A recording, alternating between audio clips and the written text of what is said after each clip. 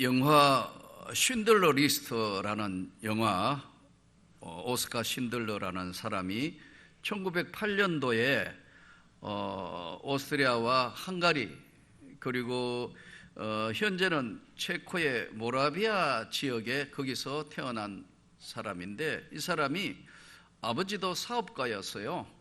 그래서 어려서부터 부모로부터 그 사업하는 것을 눈여겨봤기 때문에 이 세상을 살려면은 돈을 벌어야 된다, 잘 살아야 되고 힘이 있어야 된다는 생각으로 세상을 살았습니다.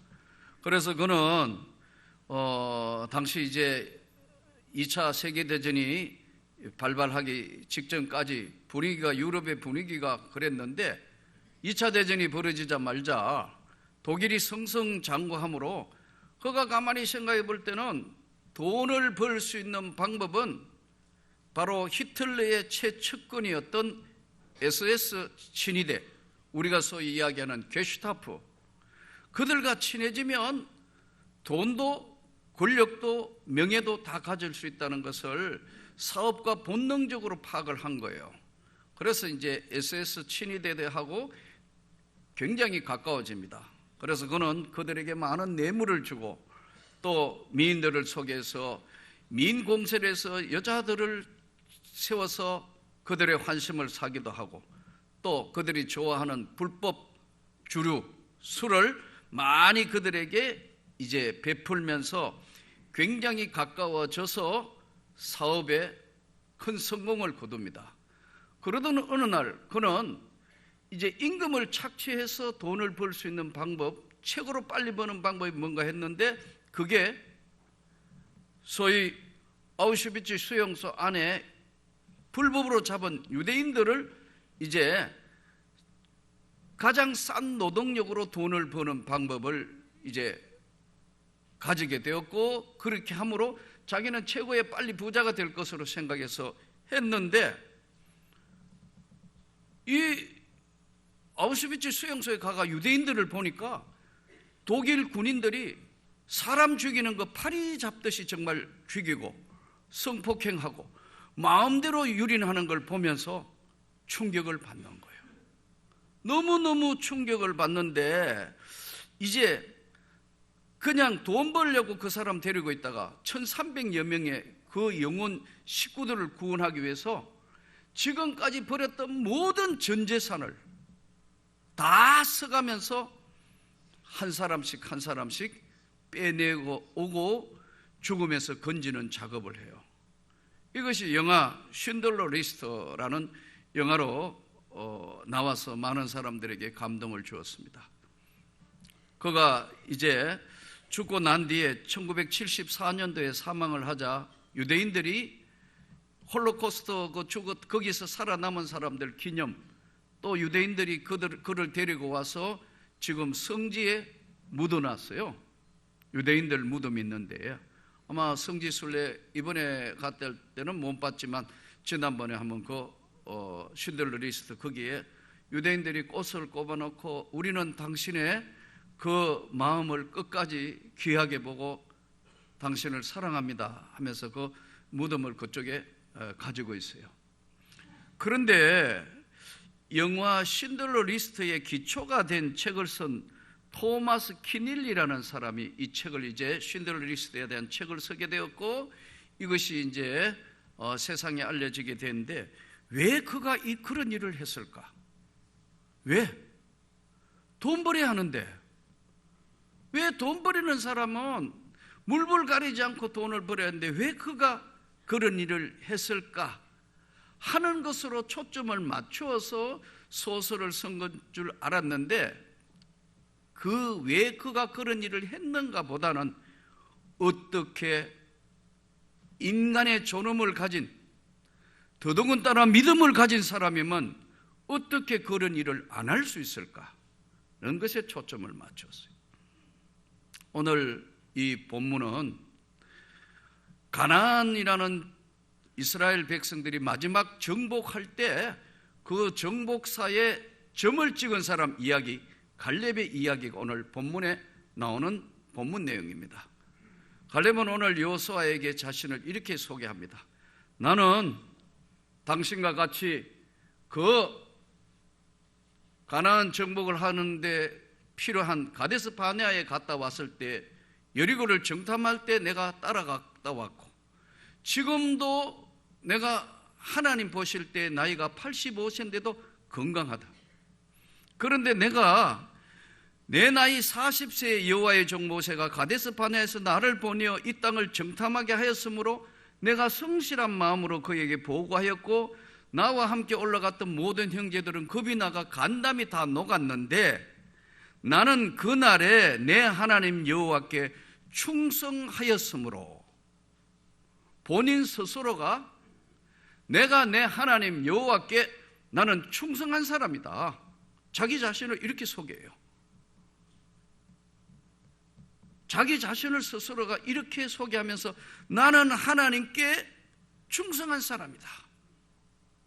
그리고 내가 여호와 하나님께 충성하였으므로 내가 그때나 지금이나 나이는 들었지만 아무 상관없이 가나안 땅을 정복하는데 나를 선봉장으로 세워주시오. 이게 지금 여호수아에게 갈렙이 이야기하는 내용이에요. 여호와 하나님께 나는 충성했다. 그리고 충성하였으므로 지금도 하나님이 나를 사용하시고 나와 함께 하는 것이므로 그가 이스라엘 하나님 여호와를 온전히 쫓았으므로 그 땅에 전쟁이 그쳤다. 신들러 리스트 말씀을 서론에 말씀드렸지만, 그가 왜 다른 사람 다 눈 감고 모른 척 하는데 왜 했을까? 그는 사실 어렸을 때 형식적으로 예수를 믿었습니다. 형식적인 신앙이었어요. 그런데 그의 영혼 속에서 하나님이 그 마음의 중심에 이래서는 안 된다는 생각 때문에 그는 희미하게 어렸을 때부터 형식적으로 믿었던 믿음이 빛을 발해서 영혼 구원이 하나님 앞에는 가장 소중하다는 걸 알고 영육간에 그들을 보호하기 위해서 죽음의 가스실에서 파리 목숨처럼 총질하고 있는 게슈타포와 그 아우슈비츠 수용소에서 1300명이라는 사람들을 구제하는데 지금까지 벌어놓은 자기 전 재산을 다 마지막에는 고물 자동차까지 팔려고 내놓으면서 그 모든 것 가진 걸 다 던졌어요. 우리가 오늘 하나님을 믿을 때 나이하고 상관이 없어요. 진짜 하나님을 믿는 사람은 나이하고도 상관이 없다고요. 그 진짜 충성하고 하나님께 함께하는 사람은 지금도 여전히 하나님이 역사를 하신다니까요.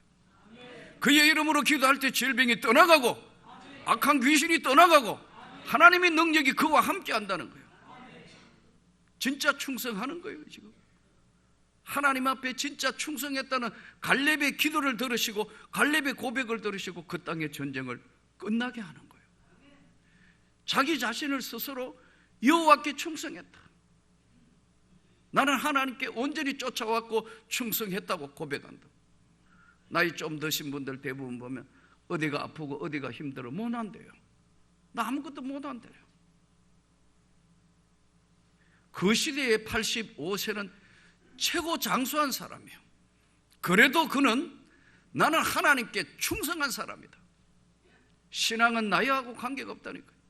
어리고 늙고 남자고 여자고 관계없다니까요. 하나님께 진짜 충성한 사람은 하나님이 능력으로 역사하신다니까요. 그의 기도를 들으시고 기적을 일으키시고 여전히 역사하시는데 갈렙을 통해서 하나님 그 땅의 전쟁을 마감하게 하시고 역사하시는 거예요. 오늘 이 시대를 살면서 갈렙은 자기가 생존하는 이유를 정확하게 설명해요.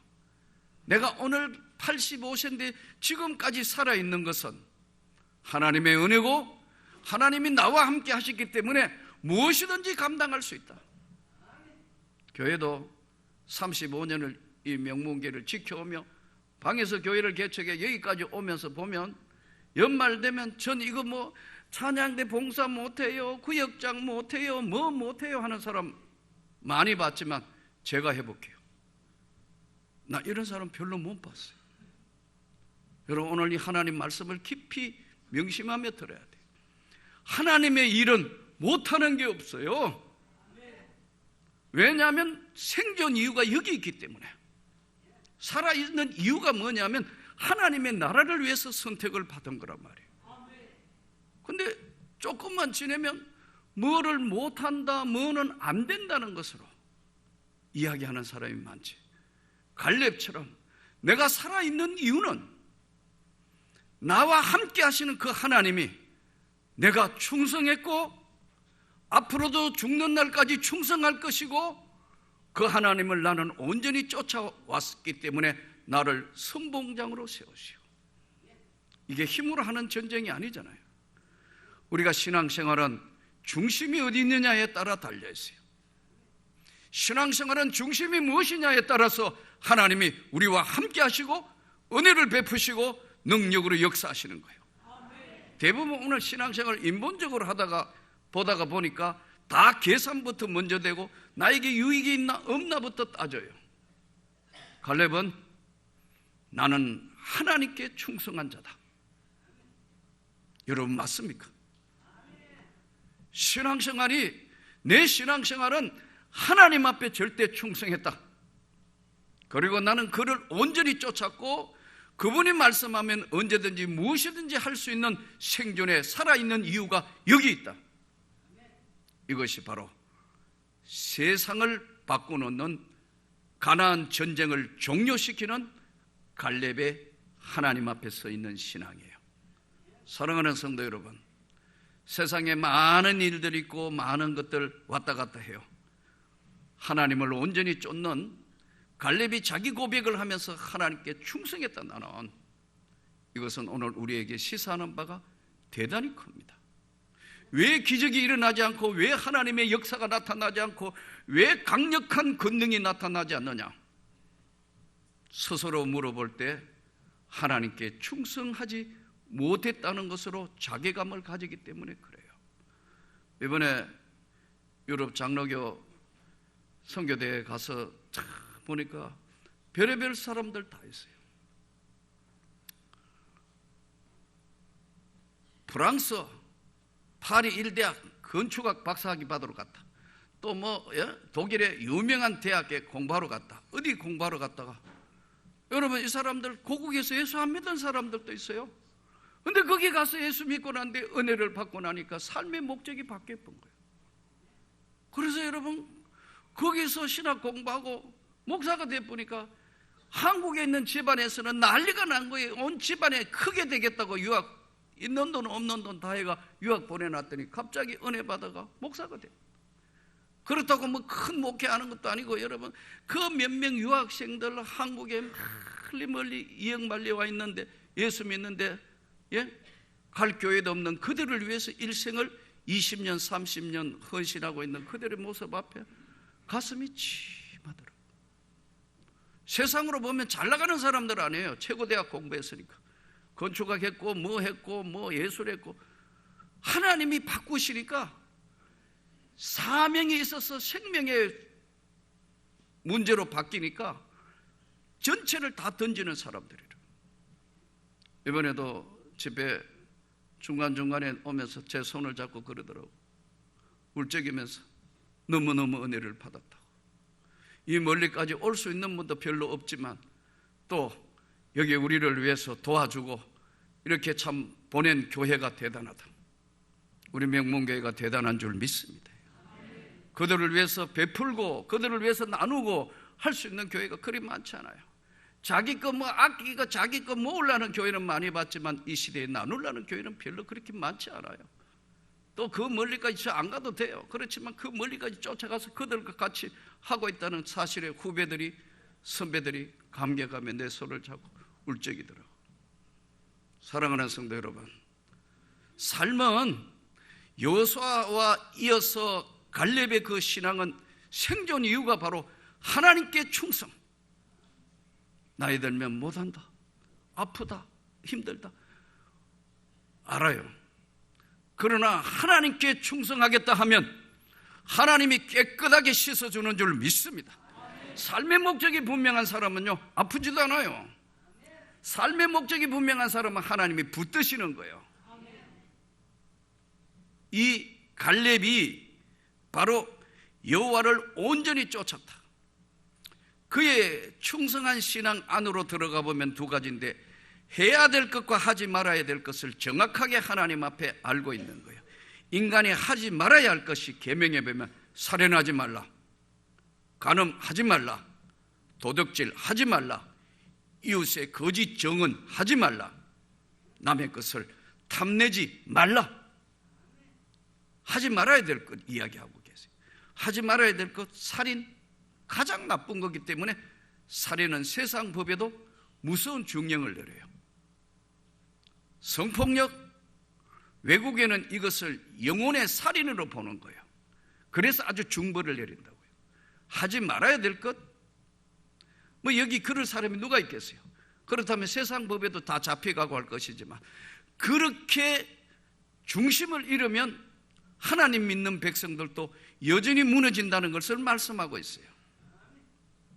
해야 될 일이 뭐냐 하니까, 나는 본인 스스로가 하나님 앞에 충성했는가 안 했는가를 고백해요. 이번에 목사님 한 분이 그러더라고요.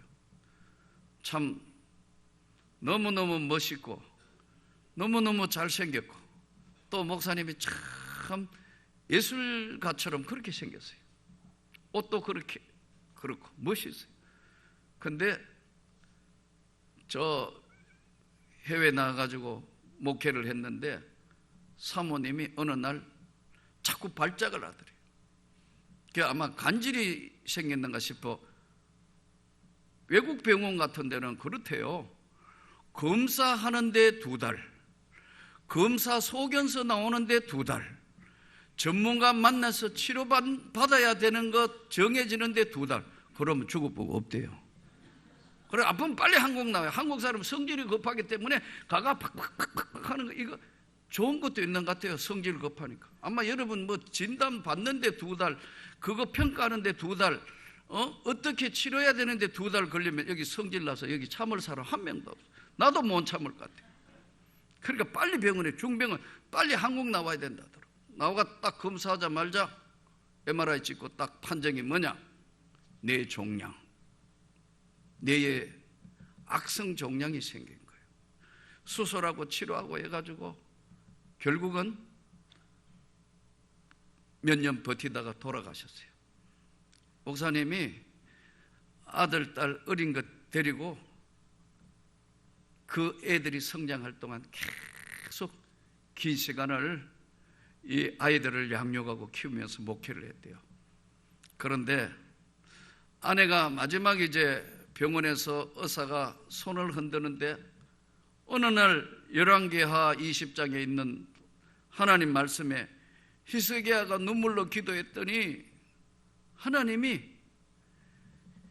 히스기야의 생명을 15년 연장해 줬다는 것이 생각나서 자기도 벽을 향하여 히스기야처럼 기억을 하고 엎드리는데, 히스기야가 이렇게 기도했거든요.